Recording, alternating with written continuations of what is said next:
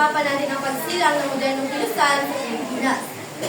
Uunahin natin ang taong 1992. Sa taong 1992 ay unang umusbong ang grupo ng LGBTQIA+ sa organisasyon sa Pilipinas.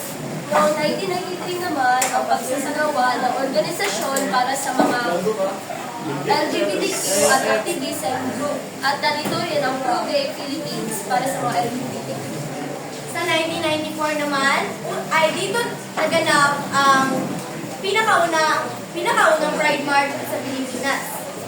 Sa 1996 naman, dito ang pinakaunang opisyal sa Metro Manila. Tumungo na tayo sa Pride March. Ano ang Pride March? Ang Pride March ay selebrasyon ng LGBTQ. LGBTQIA+, hindi naman siya selebrasyon, kundi ang pagkilala sa kanilang kasarian at sa politic protest. Ito ay pagsulong ng kanilang karapatan upang maiwasan ang diskriminasyon sa kanila. Magtipon-tipon sila upang isulong ang kanilang karapatan. Noong 1993 naman ay nagsimula ang Pro-Gay Philippines sa Quezon City. Mayroon din silang ibang tawag. Sila ay grassroots at left learning LGBTQ. At sila rin ang kauna-unahang nakipaglaban para sa karapatan ng LGBTQ. Para sa anti-discrimination law at pantay na karapatan para sa kanila. At sila rin ang unang grupo na sumali sa May 1 Labor Day March noong 1994. Ang UCC naman, Metropolitan Community Church ay ito ang church na tumatanggap ng mga LGBTQ para kanilang spiritual growth doon ng church. At nagsimula yun noong 1968 na itinatag ni Rev. Troy Perry na isang gay minister. At ang layunin nila ay para sa lahat ng mga LGBTQ na para sumamba doon na church.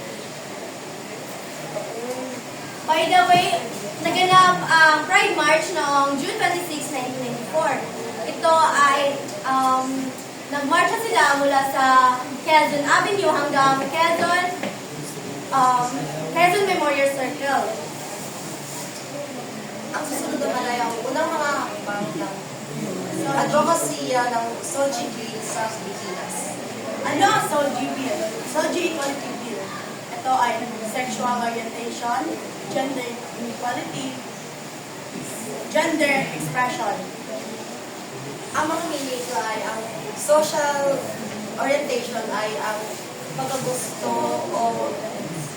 pagkagusto sa isang gender, kagaya ng heterosexual, homosexual, bisexual, at pansexual. Sa gender identity naman ay ang pag-identidad mo sa iyong sarili, kagaya ng biologically male ka at ang pagtingin mo sa sarili mo ay isa kang babae, o biologically female ka o pagtingin mo sa iyong sarili ay isang lalaki. Ang mga example nito ay ang mga transgender people. Ang sunod naman ay ang gender expression. Ito ay similar din sa gender identity, pero ang pagkakaiba nito ay ang paano mo pag-express yung sarili. Kagaya ng ikaw ay isang lalaki, pero ang pagdamit mo, ang pag-express mo sa mga tao ay ikaw isang feminine o masculine. Unang itinatag ang SOGI Equality Bill noong 1990s hanggang 2000s.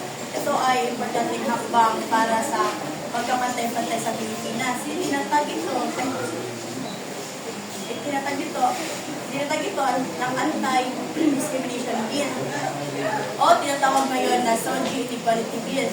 Ito ay ang layunin nito ay paglaban ang pagkapantay-pantay ng mga LGBTQ laban para sa karapatan like paglaban sa paralan,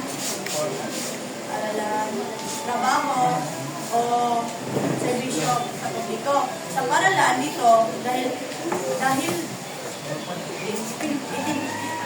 ipinaglaban ito dahil maraming tao ang nambubuli sa mga LGBTQ like mga bulit.